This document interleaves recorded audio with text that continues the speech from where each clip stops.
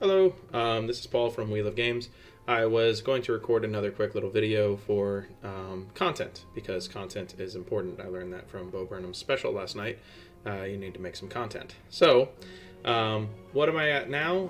Yesterday, I was successful with the assistance of Lauren from Unraveling the Pattern and from my new follower, Eric, here, Narfi. They gave me some ideas to bounce off a little bit, and I was able to finish all of the bronze cards for Fires of Heaven. So today I'm going about the silver cards, but just for reference, I'm super excited that with this one right here, I'm officially over the 50% threshold, which is normally what hangs me up in design. So now I am stuck on just the environments, which I might do today, and the silver cards. So moving into what we do, as normal, because we have everything nice and organized and spreadsheeted, we're going to isolate just the silvers, and you'll notice that I already have text for a lot of these.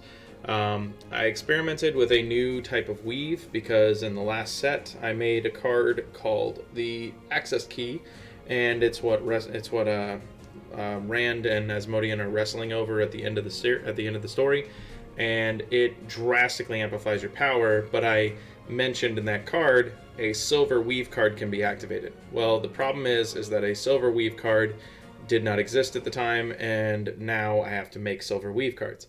So I made Balefire Thread, I made Bonding, I made a Lightning Strike, Shielding, Folding Light, Gateway, Keeping, and Riven Earth. All of these being weaves that are usable by the characters throughout the story of Wheel of Time. Keeping is actually the only one that's not blatantly mentioned in this book. So, to be fair, I kind of took a little bit of artistic liberty by putting Keeping in there. It has been mentioned in the past, though. So, it's just something that wasn't, brought up directly. And because of that, I wanted to make sure that everything was nice and clean. So, what they do is I actually have some reactionary weaves, which when you see these essays of text, it kind of gets intimidating, and I don't want to scare off players, so I tried to keep those to a minimum.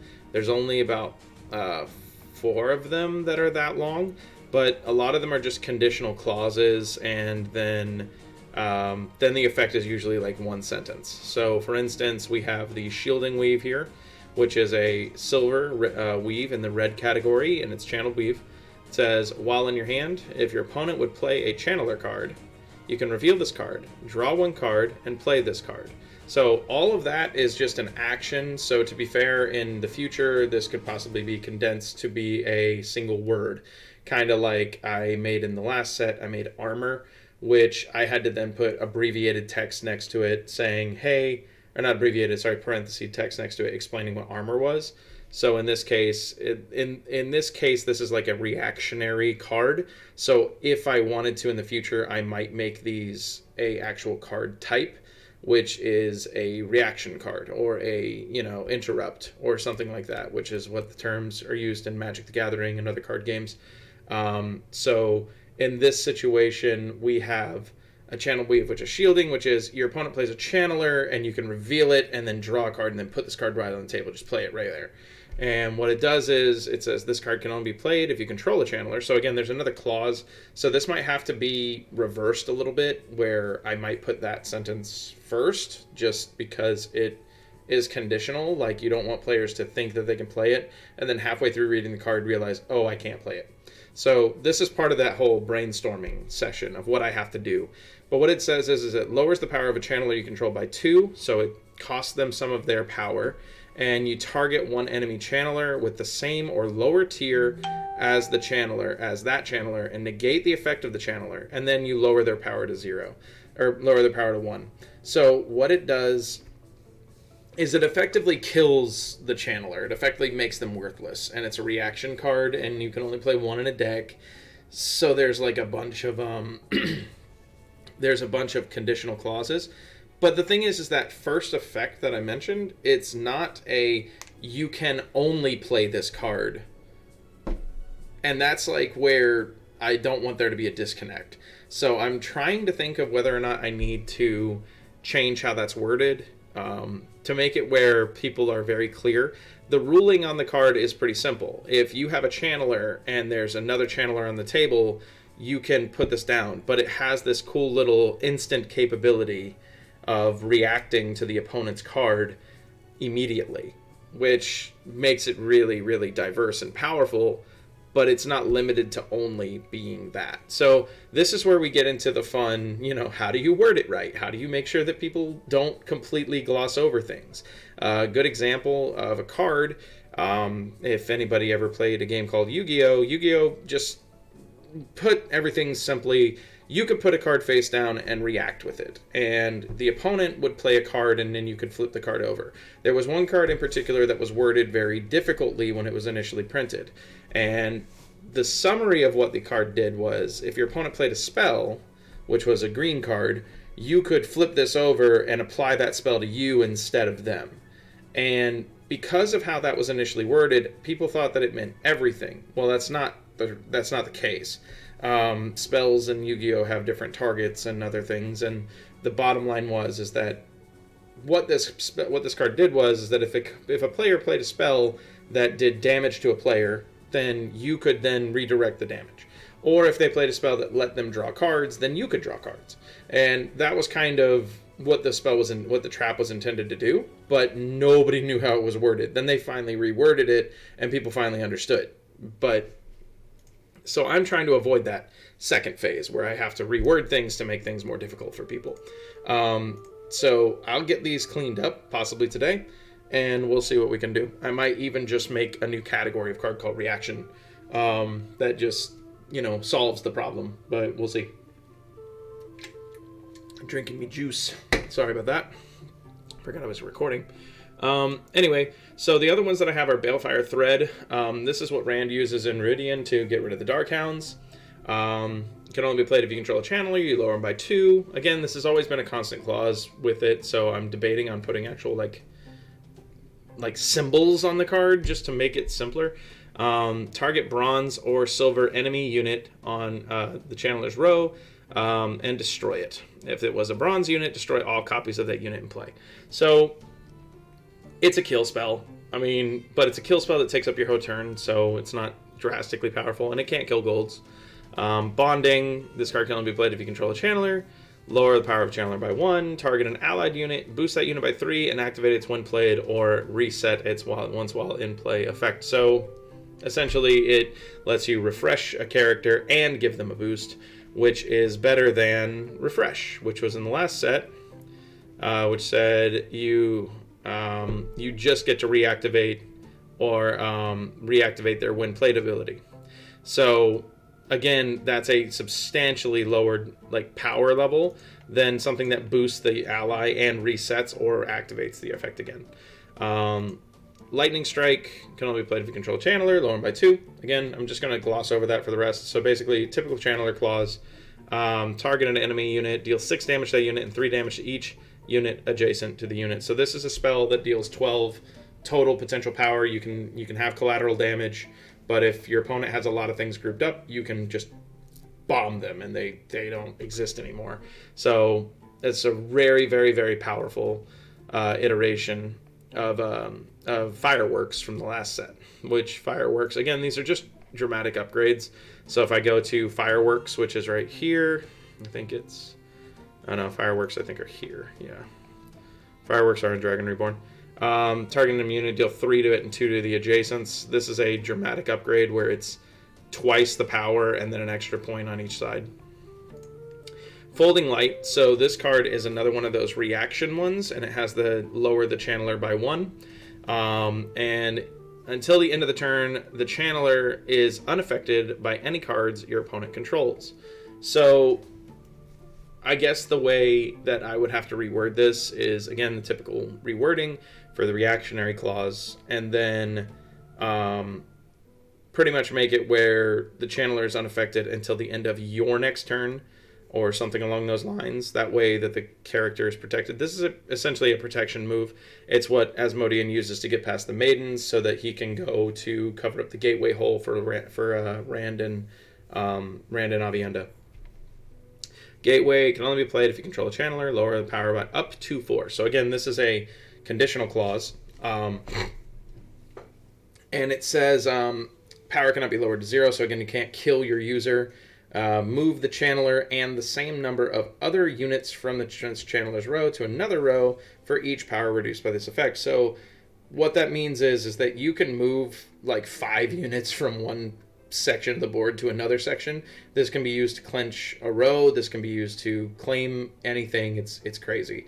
So it's exceptionally powerful. But again, it's another situation where, you know, I might have to reword the access key card to where it's not negging your channelers, because the negging of the channelers is a big detriment. And if you're activating this effect twice, which is what the access key does for silver things, you could be losing up to 4 points of value from the table, but you could also be moving 8 units from 2 different rows. It's pretty crazy. So, or 10 units, my fault, up to 5 units because you move the channeler in addition. Keeping. This card can only be played if you control a channeler. Lower the power by any number, but you can't lower them to 0. Target the same number of cards in your discard pile for each power reduced by this effect, and shuffle those back in the deck, and then draw 2 cards and place 2 cards in your hand on the bottom of the deck. So I'm really trying to buff up yellow a little bit. Not like they're bad, it's just that compared to brown, which lets you tutor items and do a whole bunch of cool stuff all the time, yellow is kind of like the ginger stepchild of the set. Like, gray's got its place where it moves things, and blue has its thing where it can be manipulating. Brown has its, you know, flipping things. Red has its protection. Green has its destruction. Black is overpowered. White is, you know, balanced. And then you have yellow, where yellow's like, hey, we boost things. I mean, if we have table presence, then we're awesome. And so I'm trying to make it where they maybe have a little bit of draw power, because again, it's a color of knowledge, so you can't not let them draw. So I might even increase it from drawing 2 to drawing 3, just because maybe I might even make it where you draw the same number that you paid off your channeler, and then you put 3 back, or put that same amount back. Riven Earth is the last one. This is what is used by Avienda and Elaine, or not Elaine, Egwene, when they're in the Watchtower fighting Couladin and the Shido.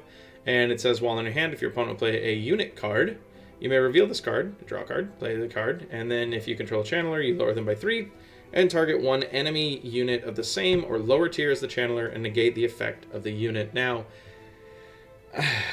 I just need this to be as powerful as the one that gets rid of a channeler. Because, see, these 2 cards, this is like anything, and this is just channelers. And what's ironic is that this can even target channelers. So this is that fun moment when you're making a game and you realize that you have 2 cards that effectively do the same exact thing in 2 different colors, and that's not advisable. So we're going to do a bit of tweaking today, but I wanted to go over the new Silver Weaves, and in a future video I will show the updated text for the Silver Weaves. And when I finally get around to making the cards, I will see if I do any type of symbology on the cards, because again, I'm thinking about just applying symbology to certain things, like possibly putting a little armor symbol next to the power of units with armor. That saves me a lot of text on the card. It gives people a visual indicator. It usually helps out. There's a lot of ways that games evolve over time. So in a way, this is my, you know, again, the game is technically in a rough draft. If by some miracle I'm ever picked up by a company or something to make the game for real, it's probably going to look completely different than it originally looked, but you never know. But I would rather have the most refined and best product that I could possibly have. The only other 2 silver cards that I have already prepared, I have 5 technically, and I guess I'll go over them real quick. We have the Pips here and Geodan. So originally, when I made horses were dramatically overpowered. They were so powerful that every single test deck that we had them in them. And they effectively have this exact same effect. So that's what I've done, is I made them, instead of being bronze cards in every single color, I made them isolated to 2 colors, and I made them into these into their original thing, which is they're So original horses, just so you know, for Dragon Reborn. I have the original effects listed here. They're right here next to Stepper and stuff, and that's the original effect, which is when you would play a unit of the correct color, you could reveal this card, and if you do, you boost the played unit by 3, discard a card, and then draw a card. Or discard this card, then draw a card. Well, the problem with that is that you were making things above the threshold. And making things above the threshold once, okay. Making things above the threshold 6 times, not fun. That makes a lot of difference. It boosted consistency. It made everything crazy. So eventually it just got to where those horses were effectively a draw card. So if you played a card of their color, you discarded them and drew a card. And that was fair. You know, it's bronze. You get a little bit of acceleration. And they were paltry. They were really, really, really weak. They were 2-point units. I think they still were here. Yeah, they were 2-point units. So in this case, we have Pips and Geoden, which these two are 2 of the more revered horses in the story. Geoden being Rand's mount, and Pips being Matt's mount. And again, you have to remember that Matt has Pips pretty much the entire story, unlike some horses like Red and others that, you know, are gone. And Bella is extremely important, and yes, there is a plan for a future gold Bella card. It's not out in this set and won't be out for a while, but it does exist in my head somewhere. So moving into it, Pips is a beast, it's a mount, and it's a horse, and it's green, it's 4 points, and it says when you would play a unit, so any unit, this is part of the advantage of these cards, is you can do this only once because they're isolated to red and green. You can only do this action once, and you have to elect to put it in your deck. Mandatory because it's silver, so it takes up one of your mandatory silver slots. And it says, reveal this card, reveal and discard this card. Boost the played unit by 3, then draw 2 cards from your deck and shuffle 1 card in your hand into your deck. This adds a ton of synergy to blue players, and it also gives you the advantage of draw power. I did elect to put the shuffle 1 card into this where, you know, again, you don't always want to put things on the bottom of the deck. You kind of want to shuffle. And this same effect is also on Geoden. So players that play combat have the ability to have these cool little, you know, draw power, boost them, discards, lots of cool tricks up their hand. And I like that advantage. So those are the 2 effects for Geoden and Pips. And finally, Ivory Bracelet, Little Fat Man, and the Sun Throne. So these are my 3 silver items that I have elected to do for this particular set. The Ivory Bracelet holds a lot of significance. That's what Avienda is wearing because she was given it by Rand. And it, as much as she denies it, it has captivated her interest. And she does not know how to respond because she feels guilty for everything going on with Elaine. And then we have the Little Fat Man, which is Rand's Angreal, and the Sun Throne, which is what all the people are trying to get, because Rand claimed Carian, but he doesn't want the throne, so who's he going to give it to? Well, we know who he's going to give it to, but it doesn't really matter. They don't. So the Ivory Bracelet, again, these are silver items, so they take up your turn, you don't play a unit, and they do something. So the Ivory Bracelet is target 1 unit you control, either boost that unit by the power of another unit you control on the row, or boost that unit by 2 for each unit you control with the same type as the targeted unit. So this has to do with Avienda's dedication to the Aiel, and it also has to do with her dedication to Rand. So essentially, because it was given as not an interest gift, but was interpreted that way, Avienda got much higher standing in the Aiel. So that's part of why it's like that. But also it's a tie to the pull that the characters have when you have like societies. This is a very cool card because it effectively gives one of Yellow's most powerful effects onto any color, but it's isolated to a silver item. And it's as effective, but not as effective in a certain way as some of the yellow cards. Okay, so we have 45 seconds to get this under 20 minutes. Little Fat Man. Little Fat Man Angreal, target a siding unit, boost that unit by 3, or activate the when played effect of the unit. So it effectively lets you reset the ability of a black card or a siding unit. And then Sun Throne, discard 1 silver unit, search your deck for a gold unit that is the same affiliation as the discarded unit, and add that unit to your hand, and then shuffle your deck. So effectively it lets you rank up any card in your hand to the next tier if it's silver into gold. So it's a very powerful card. But either way, I'm going to be working on these today. I'm live if anybody wants to tune in. Have a good rest of the day, and let me get this video uploading. So see you later.